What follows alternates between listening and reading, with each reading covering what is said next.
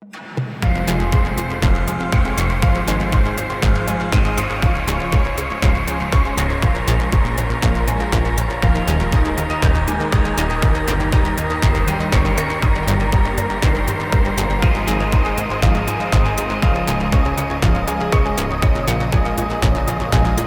and welcome to Port Alberni. And right now we're just on a little trip to an area of town called the Harbour Quay.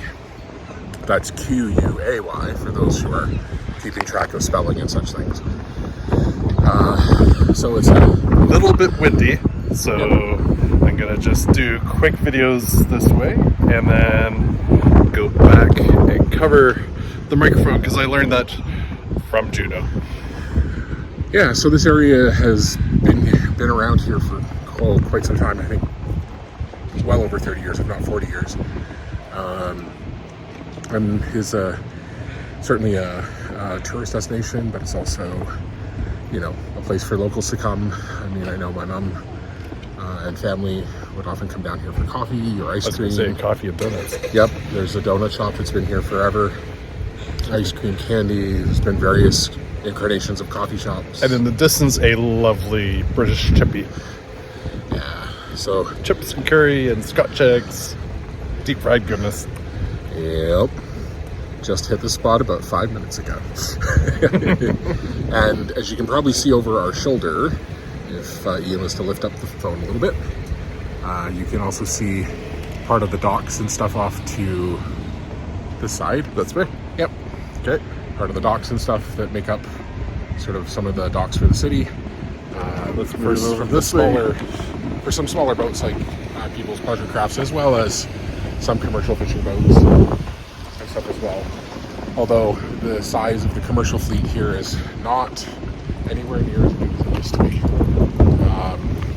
A lot of these docks down here would be filled with commercial fishing boats, but the fishery just isn't here as much as it used to be. And that's part of the big thing that's changed in this town is that, the forest industry, which was once the lifeblood of the whole community, then there still is some, but, it was pretty much if you lived here, you were either family members or parents or whatever were employed by the industry. And that was the case in my family. My dad worked for the big company that was here for a long time. And it was a really cool company because my dad had polio when he was in his early 20s. And they had a guarantee that anybody who'd had polio would be guaranteed a job when they came back from rehabilitation. And sure enough, my dad went through rehab and then did some vocational training as basically a bookkeeper. And so joined the company back up again. And they kept all the seniority from when he was there the first time because he had worked there for 3 years, I think, or so. So all in all, it's a great little spot. Certainly down right on the water. And beautiful picturesque views. And Yep. just over this way is where I proposed to Scott Yep. about 12 years ago. For the second time. Yep. So there we go. And the water that you can see, so there is a river coming in from this direction. And so it's So called the it'd be Summit River. like over Yep. right around there. Yep, basically coming in from there.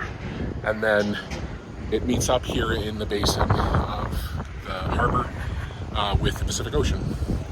So there is a big inlet that comes in right from the open Pacific. There's some islands and stuff that help protect it. But still, and the town knew that very well. Back in the 60s, there was a tsunami that happened up the coast of BC, and it ended up coming into town, being funneled by the inlet, and whole bunches of areas of the lower part of the city were flooded. And there isn't a lot of places for the water to go other than up and over the floodplain area here. So the sort of town, which actually you can't see it from over here, but there's a part where I'll post a picture probably in between both of us that shows sort of just how high the elevation of the town goes. Yeah. Like my grandmother's place, which is out in the other end of the city, was under 4 feet of water.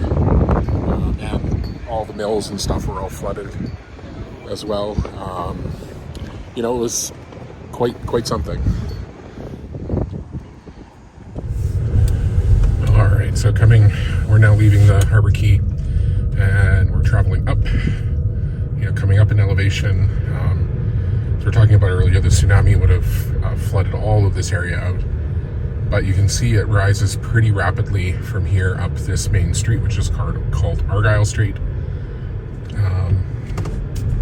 And back in the day, there were quite a number of, important businesses, and over time, things have, been developed. I mean, of course, that particular place right there, when I was young, was a very not so great hotel. Yeah, it was known as being quite seedy and just not a great place to be hanging out. But that store you can see right there, the one that says Carter's on it, that was a shoe store for many years. Not a shoe store, a cobbler, shoe repair place.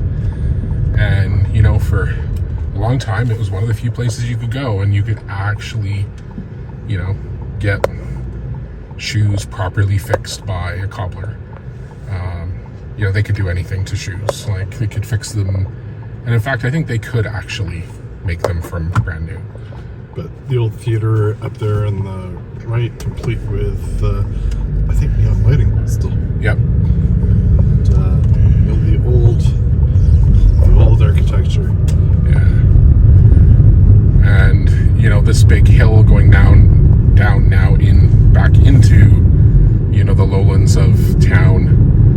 And if you caught the video that we did of us coming into town, you'll maybe remember me talking about Port Alberni, which is what we're in now and just about to leave. So the part with the port. And then as we get down here and around a little bit, we would be going into Alberni. So this road here has seen all sorts of different uses over the years, obviously a road.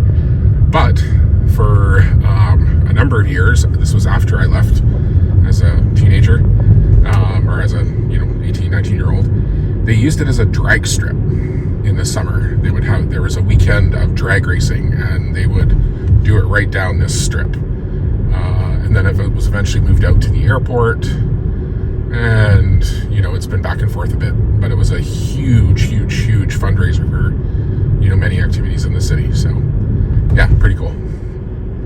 And coming up on the right, you can maybe not quite see it. That's left. Oh yeah, that other right. I think we were right till. Yeah.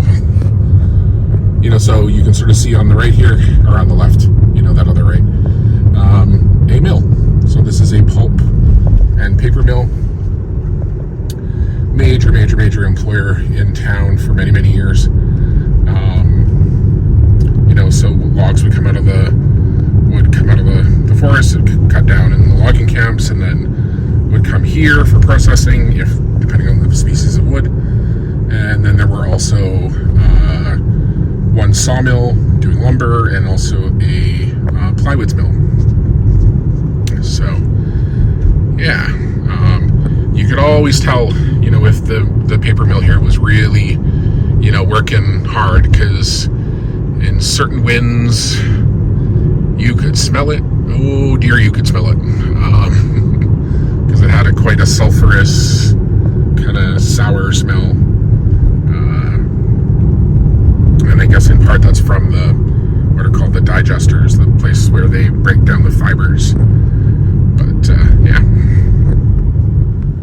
And there's a sight you don't see in town very often these days, but a logging truck going up the road there, carrying a rather large load. Well, he's actually just nicely loaded there.